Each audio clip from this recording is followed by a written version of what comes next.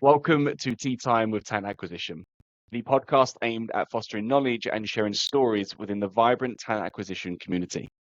I'm your host, Eden, and for the next hour or so, I'm going to be joined by an experienced tech recruiter and TA leader who's enjoyed a career working alongside some of Berlin's most well-known and loved brands, from Auto One and OLX through to his current team. With expertise spanning both the in-house and RPO recruitment, he brings a unique perspective on how talent teams can be structured that not only drives hiring processes, but also fosters an organic, adaptable workflow, no matter if your team is 100% in-house or a blend of vendor support. I'm excited to peel back and hear firsthand how his decisions can be made that lead to better outcomes for a business that include a dynamic hiring team to achieve this.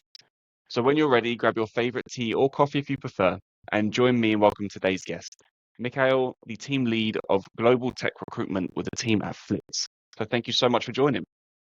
Thank you, Eden, for the invitation. Good to be here.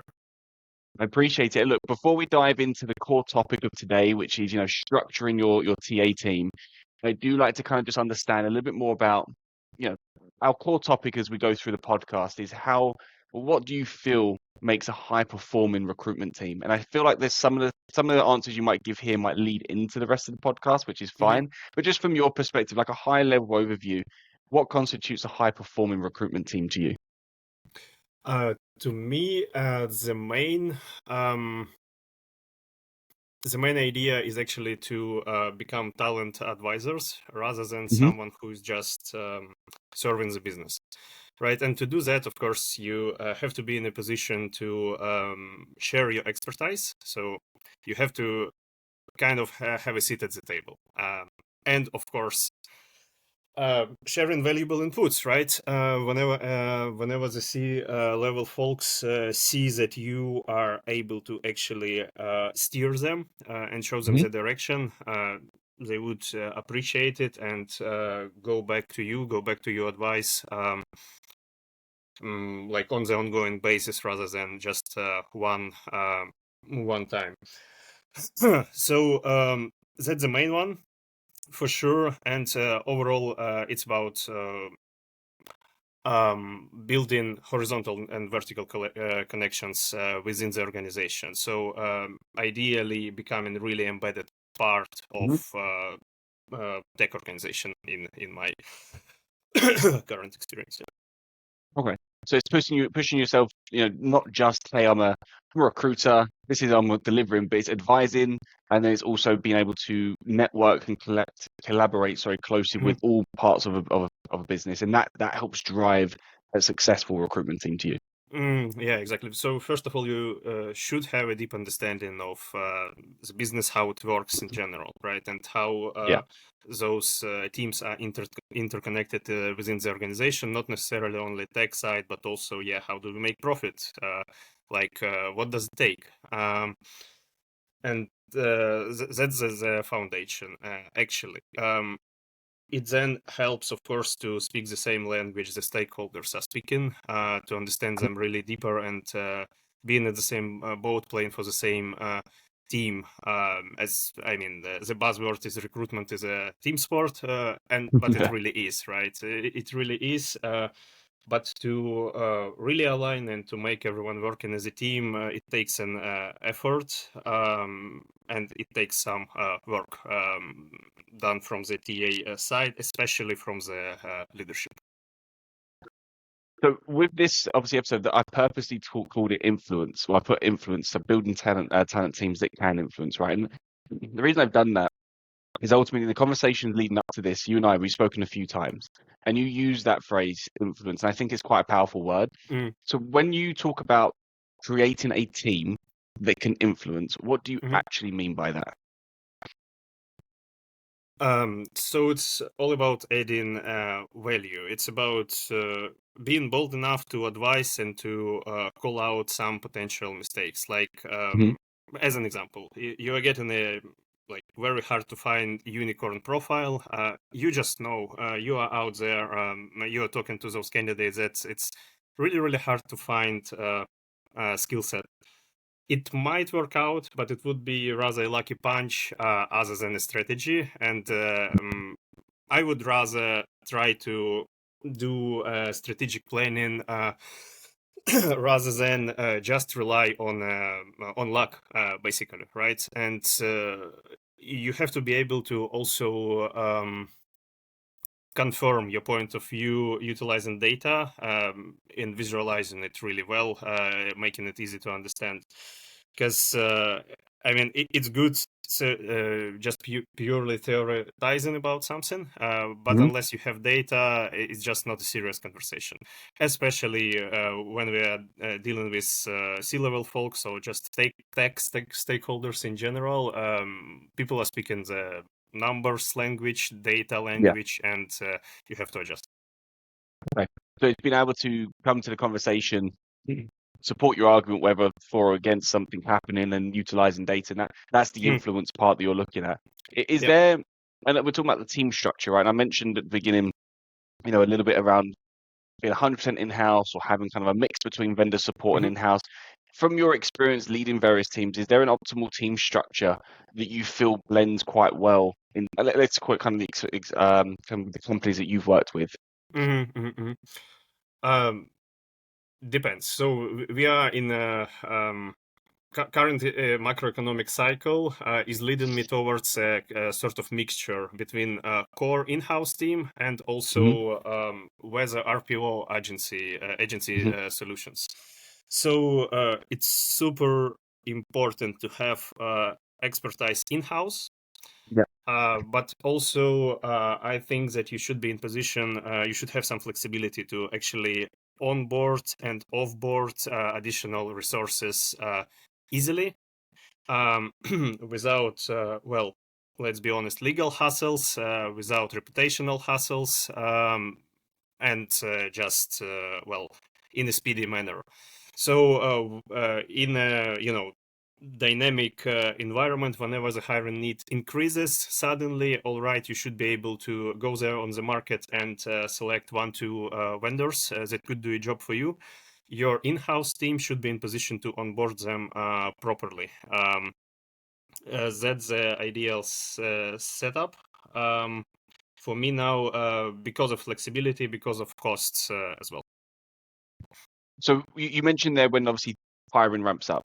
Is there any other parameters that you're reviewing as a leader to say, okay, maybe we might need to leverage some external Mhm. support here, or actually let's Yeah. remove them for a period of time and focus purely on in-house? What are the levers that you're looking at to Mhm. determine when to scale up, scale down?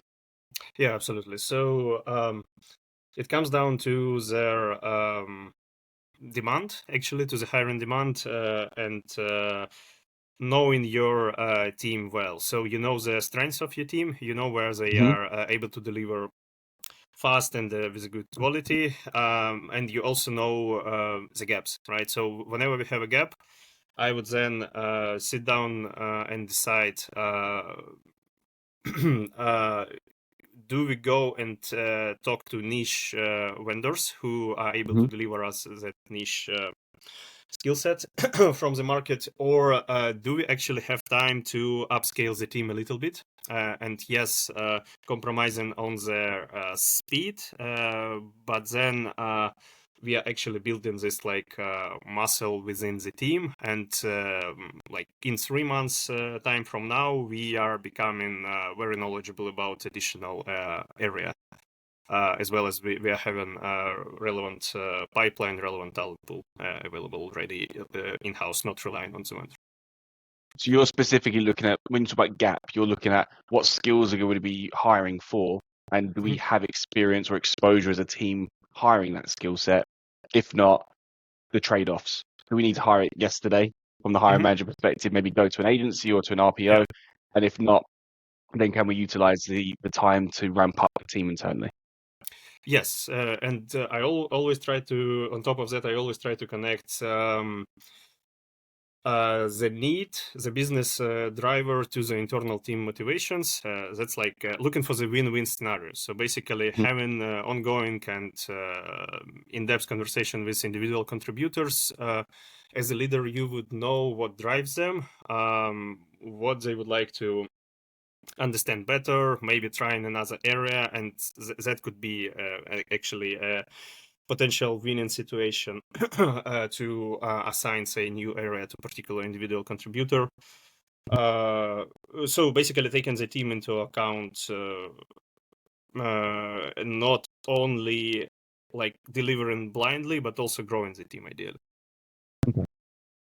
So bring it back to kind of having influence then, how does structuring your team between like this mixture of in-house and vendor support, how does that actually drive influence into your processes? Yeah, so it's kind of combination of both in-house expertise and expertise from external vendors. And what I find good in this setup is that we can really leverage what we are doing the best. So say in-house team could be able, even up to the point of giving tips, all right, so stakeholder management with this area of the organization works like that. Here are a couple of actionable tips. And external vendor could be able to incorporate it into their strategy, like delivering shortlists or whatever, schedule interviews, depends. While they are bringing their niche knowledges, and they could also ideally teach my core team. So how do I achieve it? Is basically fostering knowledge exchange sessions, starting even from as easy as inviting vendors to the team weeklies. So basically, I think that we are also responsible of setting them up for success within the organization by sharing the information that we know. Of course, to the point where it's not getting like sensitive organizational information, but whenever we can share to make them more productive, we should, I think, and that's what I would ask from them as well. And typically, it's like it's working out quite well, and people are opening up, not immediately, of course, but after a couple of sessions. So you're embedding them into a team as if, and RPO I think usually is kind of more embedded anyway, but even the external partners, you're embedding them and treating them as if they are an employee or extension to your team at Flix, and then for the period of time that you're here, this is how we're going to work together. Yeah, it's an open, like, fair conversation. I mean, as long as you are here, we are super happy to welcome you to the team. You are really an embedded part, say, and extension to our team.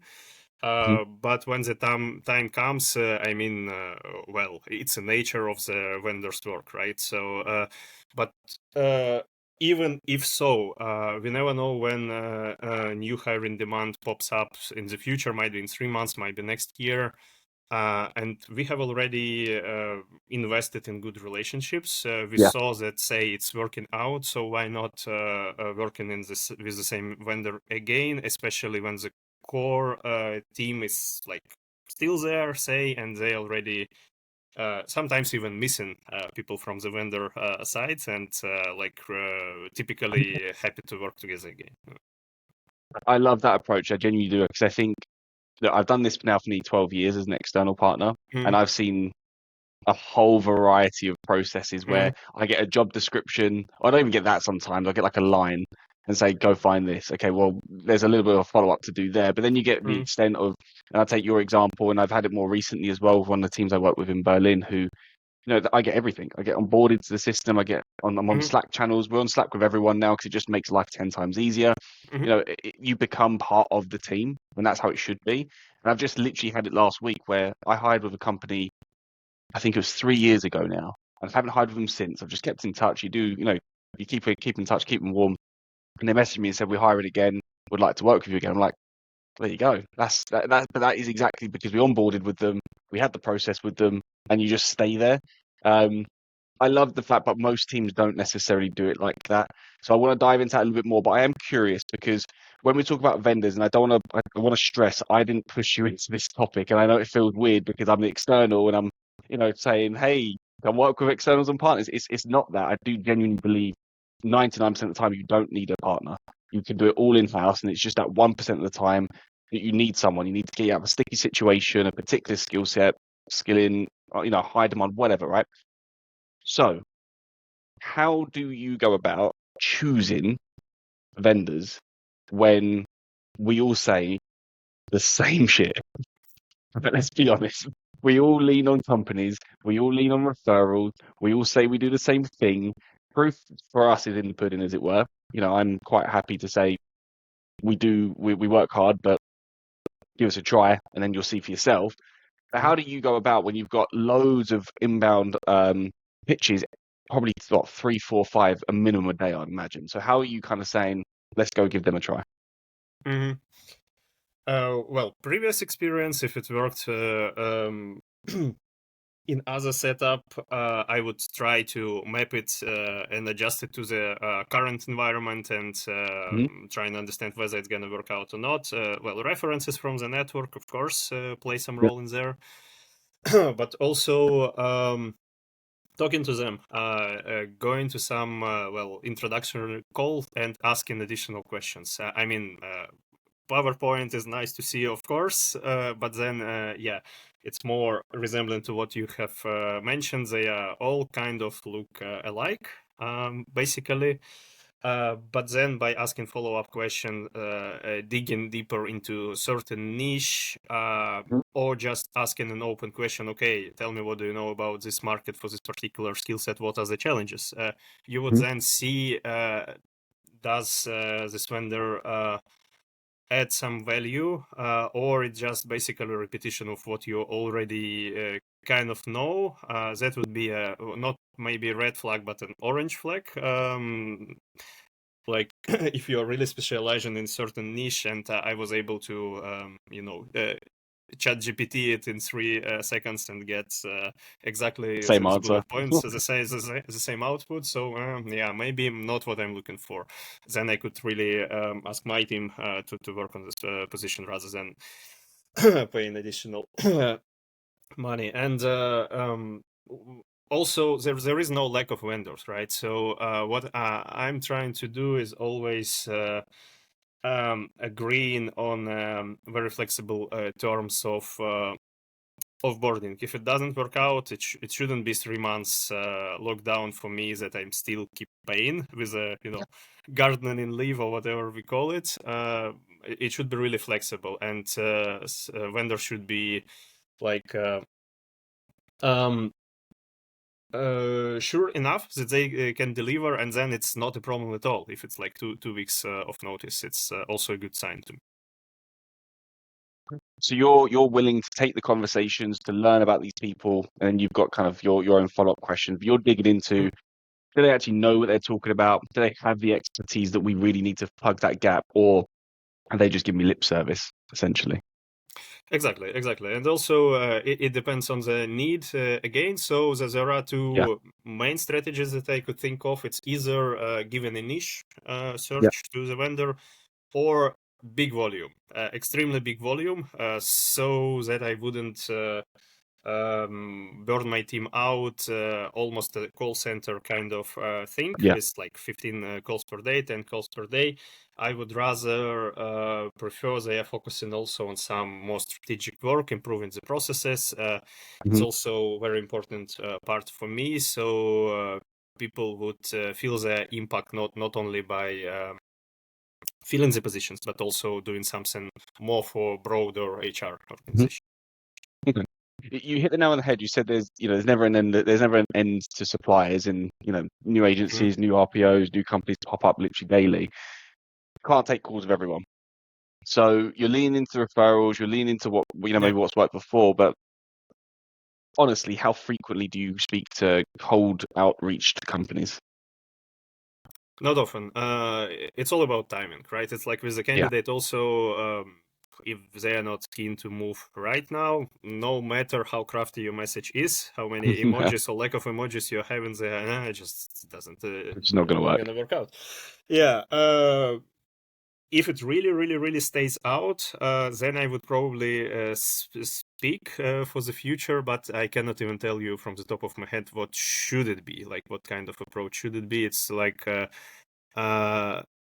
I'm goal oriented, of course, right? If there is no goal in the current moment, I would rather say, okay, I'm gonna maybe get back to me like first quarter next year. That's when we have say planning, and then it might be like worth it to chat. I think it's quite interesting because I hear all the time from the internal side of the businesses that, referrals, recommendations, that's the way in which it works. I mean, 90% of our business comes through that way. They don't always think about the people who are like just starting out in recruitment. How are they trying to break into these companies and things like that? It's always kind of, that's where my mind's going. But I think I like the fact that you're open-minded, at least to have these conversations with people, and because you never know where things lead. But you mentioned obviously you want to foster this collaboration. So we're onboarding people as if they're inside the team. You mentioned obviously with the element of, how did you phrase it? Business sensitive. That was the word I think you used, or kind of business. So how are we kind of doing that? Where you want to give your vendors everything as much as possible, but you're obligated to support your in-house team, and you're obligated to support your business. So how do you as a leader keep that workflow working correctly, where your internal team don't feel like they're being, I guess, kind of pushed out a little bit? Your vendors feel that you're giving them ample information and support, but then you're also obligated to the business on the cost perspective. So there's all these like this trio of things you as a leader need to kind of think about. So I guess how do you kind of go about managing that?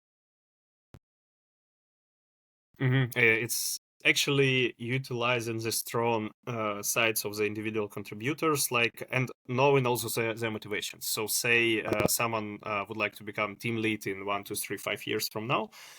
So that could be a good, kind of try out of first-hand management experience, not really to the full extent, but the person might start having, say, one-to-ones with an agency, with an RPO or other member for different, actually, reasons. Onboarding, answering questions, also seeing how would I feel like stepping a bit up from individual contributor shoes to actually started to making the first steps in this management direction, and to solving other people's actually issues, problems, questions. So a contributor could see already the way he or she reacts to that, right? And sometimes it's just not working out, and we are able to find it out really by low cost.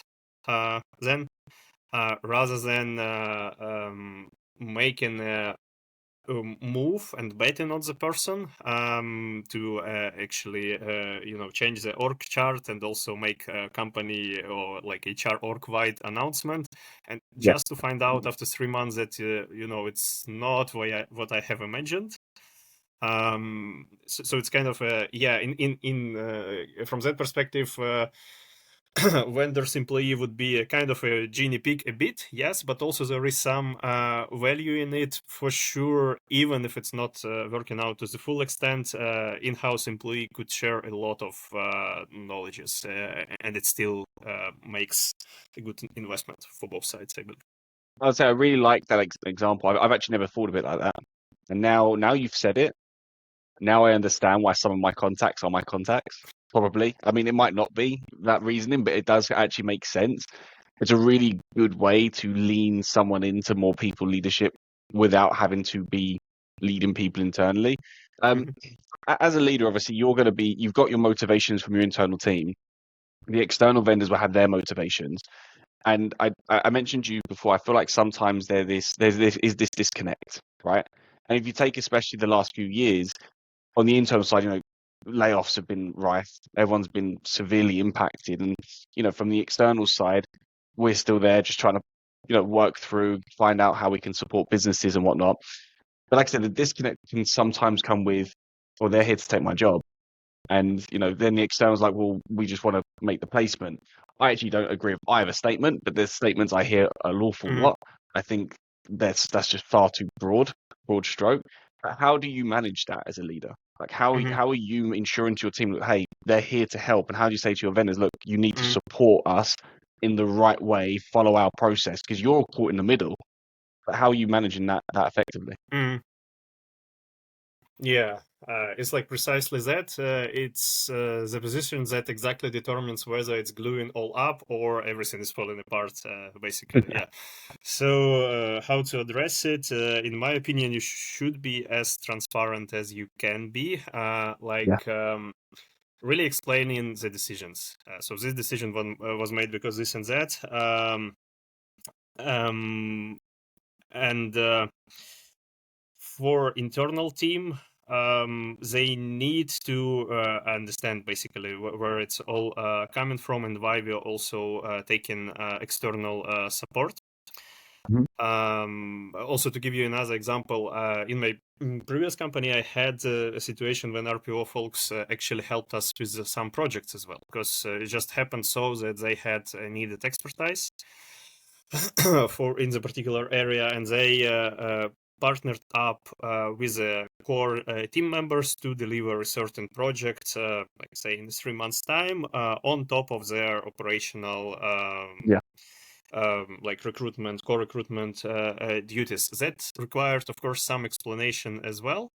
Some exploration and then explanation. So we found out that they have certain level of expertise that we could utilize just by talking to them, by again inviting them to our meetings, project meetings, weeklies, and then we explained to them that all right, to actually succeed in this environment, it's super important for us that recruiter is not purely transactional, but also is able to advise on some aspect or like shape some process, help us with something, and they took it really. With a lot of enthusiasm, I have to say. It was something like different from what they have experienced before. I mean, it typically worked like that, right? You are coming, you are closing like X amount of positions you are leaving, and over here they really got to know how the organization works and actually even help to shape a small piece of it. I think that is, if I'm honest, if I take a look at how recruitment has evolved, and it is evolving, even external, single recruitment teams like us, RPOs, I feel like that blend is it's like it's vanishing a little bit. Where external recruiters used to be like very transactional, go in, make a hire, move on. I mean, most of the teams I support now are SMEs. I mean, they've always been SMEs. I'll be honest with you, but the vast majority are like really small at the moment. So I'm working directly with founders. Say, look, your hiring process sucks. Let's revamp it. Let's do this. Let's create a Notion account. Let's create this.